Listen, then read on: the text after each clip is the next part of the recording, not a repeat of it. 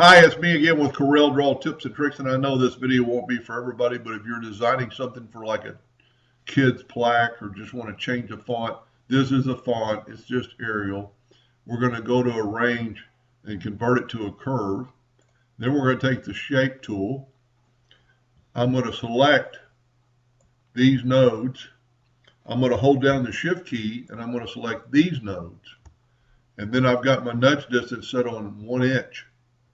And I'm going to just raise those nodes up. Well, I need to set it on 1 inch. Shape tool, grab those nodes, hold down the shift key, grab those nodes, and cursor up. And you can make them look as however you wanted to. It's not going to work with every font.